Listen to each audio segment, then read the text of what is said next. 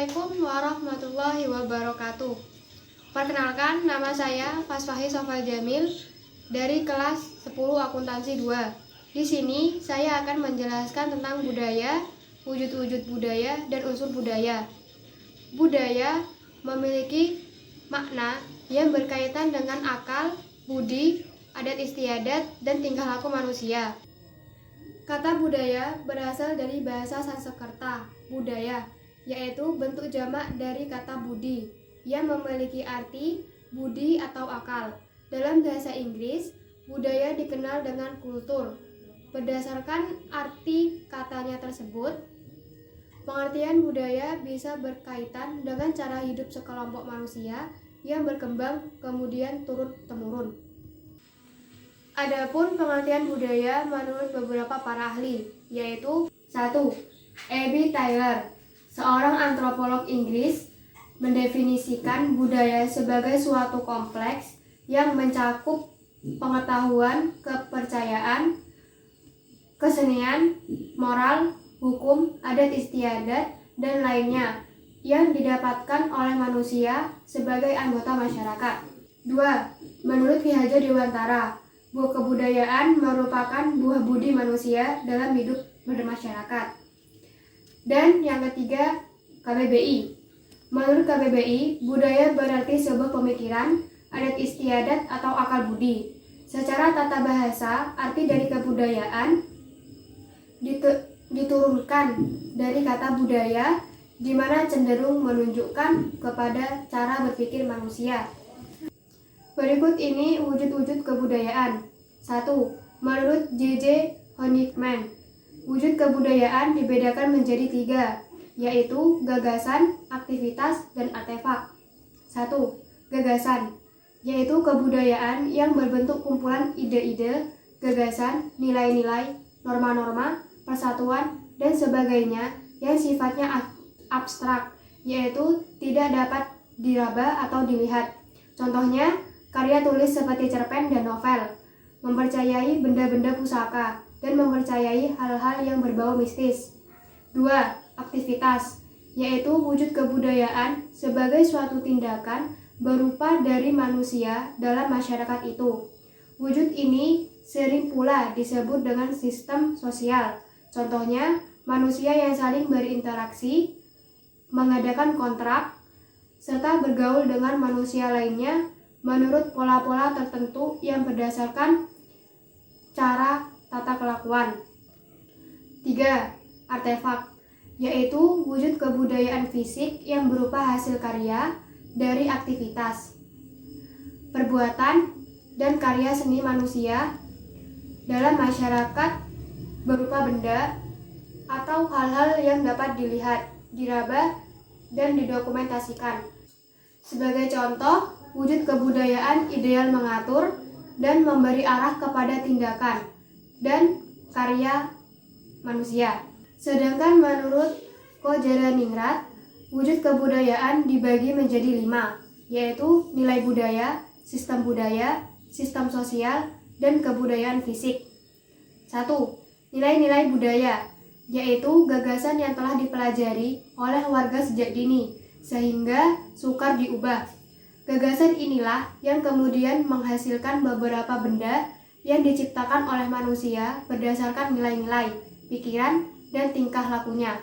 Contohnya, adat istiadat, keluarga, sekolah, dan masyarakat. 2. Sistem budaya. Dalam wujud ini, kebudayaan bersifat abstrak, sehingga hanya dapat diketahui dan dipahami. Kebudayaan dalam wujud ini juga berpola dan berdasarkan sistem-sistem tertentu. Contohnya, pakaian adat, kesenian daerah, dan tarian daerah. 3. Sistem sosial merupakan pola-pola tingkah laku manusia yang menggambarkan wujud tingkah laku manusia yang dilakukan berdasarkan sistem yang bersifat konkret sehingga dapat diabadikan. 4. Kebudayaan fisik merupakan wujud terbesar dan juga bersifat konkret. Misalnya, bangunan megah seperti Candi Borobudur, benda-benda bergerak seperti kapal tangki, komputer, piring, gelas, kancing baju, dan lain-lain.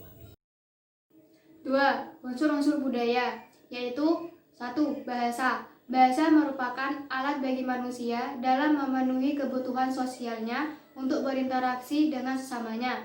Misalnya, orang Thailand dan orang Sunda, mereka memiliki kesamaan ras, yaitu ras Paleo-Mongoloid, akan tetapi memiliki bahasa yang berbeda. Contoh dari unsur bahasa yaitu bahasa Indonesia, bahasa Inggris, bahasa Korea, dan lain-lain. Sedangkan di Indonesia sendiri, berbagai bahasa daerahnya, yaitu seperti bahasa Batak, bahasa Jawa, bahasa Padang, bahasa Sunda, bahasa Ambon, dan bahasa daerah lainnya. 2. Unsur religi merupakan di mana setiap manusia mengakui adanya Tuhan sebagai yang Maha Pencipta. Di Indonesia terdapat beberapa macam agama. Agama juga merupakan unsur yang harus dimiliki dan dilakukan pada kehidupan sehari-hari setiap manusia. Karena apabila seseorang tidak mempunyai agama atau kepercayaan, maka bisa terjadi seluruh manusia tidak akan hidup dengan teratur. Contoh dari unsur religi atau agama yaitu agama Islam, Kristen, Hindu, Buddha, Katolik, dan Konghucu. 3. Pengetahuan. 3. Sistem pengetahuan berkaitan dengan sistem peralatan hidup dan teknologi. Karena sistem pengetahuan bersifat abstrak dan berwujud di dalam ide manusia. Sistem pengetahuan sangat luas batasannya karena mencakup pengetahuan manusia tentang berbagai unsur yang digunakan dalam kehidupannya. Tiap kebudayaan memiliki pengetahuan tentang segala sesuatu yang ada di sekitarnya. Pengetahuan tersebut antara lain 1. Alam sekitarnya. 2. Tumbuhan yang tumbuh di sekitar daerah tempat tinggalnya. 3. Binatang yang hidup di daerah tempat tinggalnya. 4. Peralatan hidup dan teknologi. Manusia selalu berusaha mempertahankan hidupnya, sehingga mereka selalu terdorong untuk membuat peralatan atau benda-benda untuk mendukung tujuan tersebut. Pada masyarakat tradisional, terdapat 8 macam sistem peralatan dan unsur kebudayaan fisik yang digunakan oleh kelompok manusia yang hidup berpindah-pindah atau masyarakat pertanian, yaitu 1.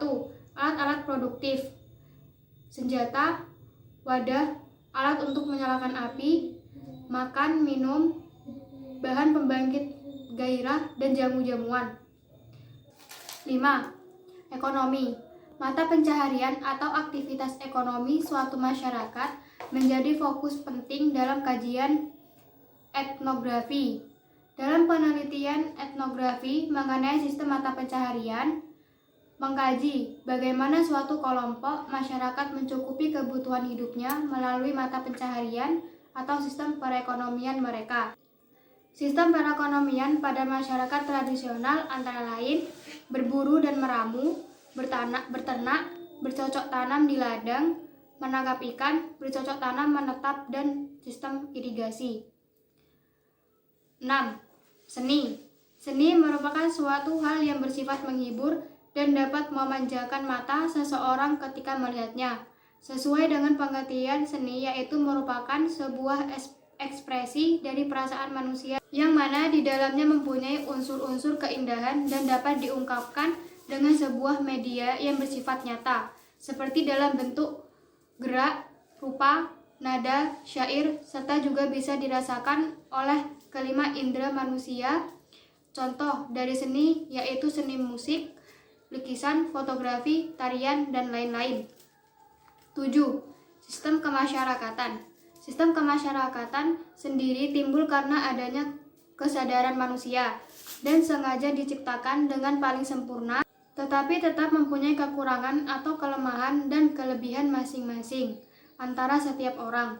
Contohnya yaitu suatu organisasi yang telah dibentuk oleh sejumlah masyarakat untuk menjadi perwakilan maupun sekelompok orang yang berorganisasi untuk berkepentingan bersama dan juga saling menguntungkan seperti Karang Taruna, arisan ibu-ibu, dan lain-lain. Contoh wujud budaya yaitu tombak. Menurut KBBI, Tombak adalah senjata tajam dan runcing, bermata dua, bertangkai panjang untuk menusuk dari jarak dekat atau jauh dengan cara melemparkannya. Sedangkan menurut Wikipedia, sejarah tombak adalah penggunaan tombak tidak terbatas pada spesies manusia saja.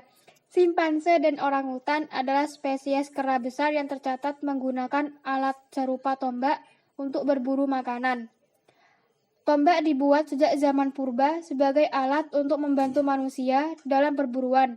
Penggunaan tombak oleh simpanse menunjukkan kemungkinan bahwa manusia purba membuat tombak seawal-awalnya sekitar 5 juta tahun lalu. Sejak 400.000 tahun lalu, Neanderthal sudah membuat tombak bermata batu, sedangkan sejak 200.000 tahun lalu, manusia menggunakan mata tombak dari batu yang diasah. Di Indonesia sendiri, dulunya tombak digunakan sebagai senjata perang. Terdapat beberapa daerah yang masih menggunakan tombak, contohnya Papua. Di sana tombak digunakan untuk berburu babi hutan. Contoh unsur budaya, yaitu tari gandrung. Tari gandrung merupakan kesenian asli masyarakat Osing Banyuwangi. Kata gandrung yang berarti tergila-gila atau terpesona. Maksudnya adalah terpesonanya masyarakat Blambangan yang agraris kepada Dewi Sri, yaitu Dewi Padi yang membawa kesejahteraan bagi masyarakat. Ungkapan rasa syukur masyarakat setiap habis panen mewujudkan suatu bentuk kegembiraan sebagaimana penampilan gandrung. Yang menarik dalam gandrung, selain ragam gerak adalah tata busana tariannya. Karena tata busana dalam gandrung memiliki ciri dan makna yang bisa dicermati dari bentuk ragam hias dan makna warna dasar busana. Makna dari struktur bentuk ragam hias yang ada dalam busana tari gandrung Banyuwangi mengekspresikan keadaan batin masyarakat Banyuwangi pada masa penjajahan. Makna dari warna ragam hias yang ada dalam busana tari gandrung Banyuwangi memiliki ornamen atau ragam hias yang mempunyai makna dalam busana gandrung tersebut. Makna warna dasar dalam busana tari gandrung Banyuwangi mempunyai warna pakem yang memiliki makna atau suatu identitas masyarakat Banyuwangi itu sendiri.